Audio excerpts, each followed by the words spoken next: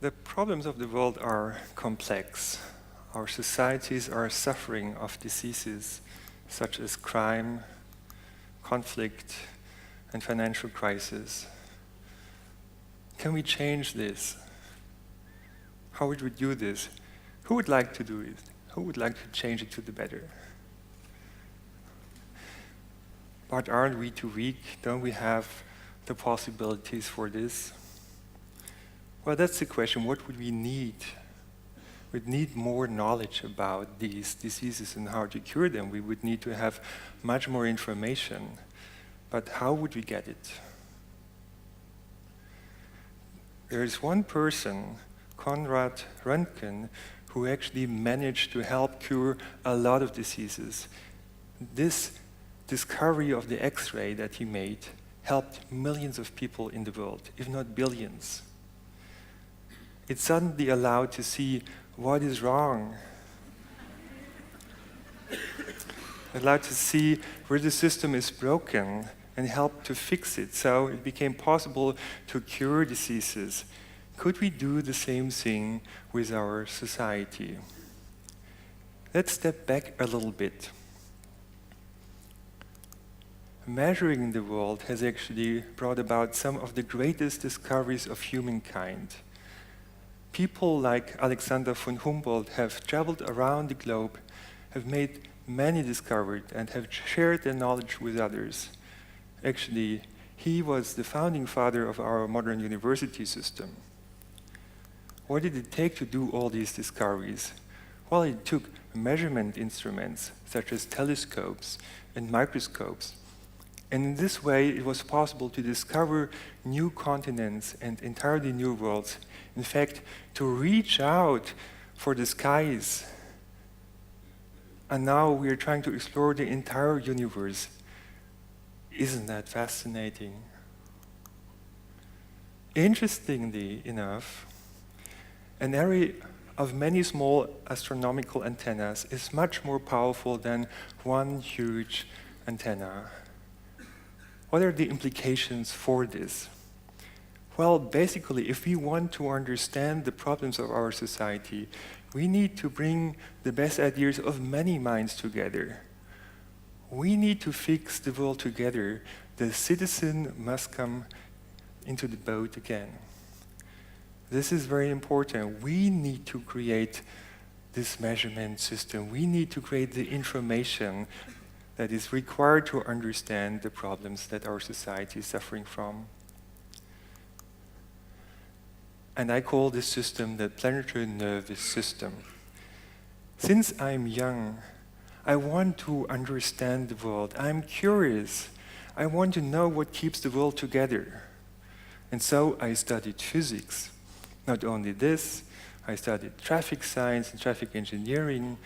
Now I'm a sociologist because I want to understand the complex systems better, such as our society and our economy.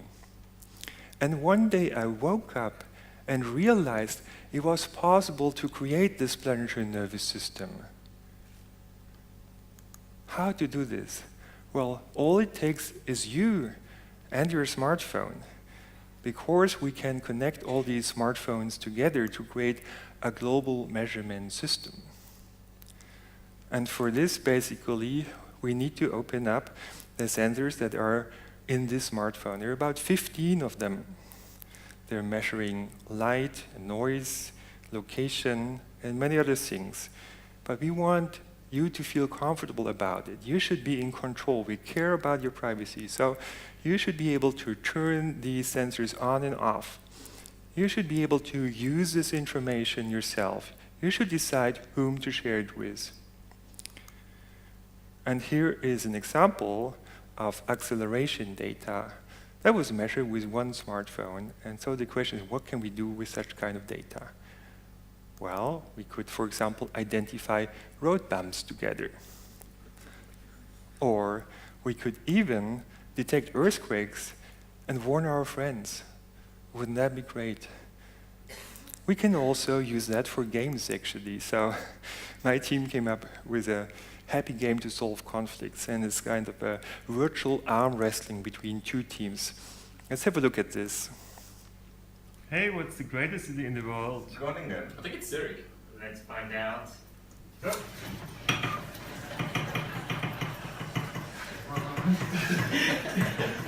You doing, guys? Come on!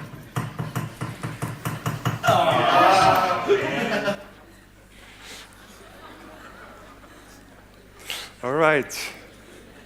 Well, we can do much more than this. We can create awareness of our situation and our impact on the world. We can all make discoveries with this system. We can understand the success principles of the cultures of our world. We can create new compasses for decision makers. We can map environmental change and who causes it, or resources and who uses them. We could even map conflicts and how they come about. And we can map innovations and the global flow of ideas. We can create health maps. And we can understand the financial crisis better, such as these bankruptcy cascades that we have had in the aftermath of the financial meltdown in 2008. So hundreds of banks went bankrupt and caused losses of hundreds of billions of dollars. That shouldn't happen again. We need to have the understanding for this. Moreover, we could also overcome congestion. So this shows you a video that's simulating stop-and-go traffic that's annoying us every day. What can we do about it? Well, if we had real-time data about traffic flows, we could feed it back. We could adapt to the traffic situation much better, and we could basically overcome congestion. So in order to get a better idea what's the problem of this congestion, let's elevate ourselves out of this car, and we see that there are a few cars that are actually trying to squeeze themselves into the freeway over this on-ramp. That causes perturbations or disturbances to the traffic flow. These are amplified, and finally that creates stop-and-go traffic. But now imagine we're giving radar sensors to every single car. These are measuring distances and relative velocities, and it would drive the car automatically. As you can see, this allows us to stabilize the traffic flow and to overcome congestion. The very same principle of real-time data can be used also to improve traffic flow in cities. We've actually come up with a self-organized traffic light system, which is totally innovative because rather than the traffic lights trying to control the traffic flows control the traffic lights. And just today, I received an email of a collaborator of myself in Dresden saying that a bus driver was actually calling the traffic control center because he was surprised there were no traffic jams anymore. So this is the benefit that we can create. Benefits for public transportation, motorized traffic, pedestrians and cyclists, and actually for everyone. In perspective, we can use the very same principle of self-organizing system based on real-time data and adaptive feedback for our production systems and for our entire economy and even the society. This is not a dream anymore, actually. I have a team of young, dedicated, cool people who are working on this planetary nervous system. They're the core of NervousNet, a community that we are now creating, and you would hopefully join. The plan is to create a planetary nervous system as citizen web. And that would allow us to create an open data source for everyone, something like a real-time Wikipedia. It should be a participatory system for all of us. It would create new opportunities for everyone. Let me give some examples. So, first of all, you can see it's extremely exciting to work on this. And it's actually a lot of fun because we can turn the sensor data into basically everything that comes to your mind, and you will have the possibility to influence what's done with this data. For example, we can turn accelerometer data or also visual data into music or into arts. So we can transform these different inputs and outputs into each other as we like.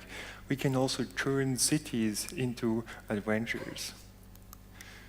And we can even establish our own businesses with these data. Wouldn't that be great? So why don't we do this together? The success principle of this is give and take.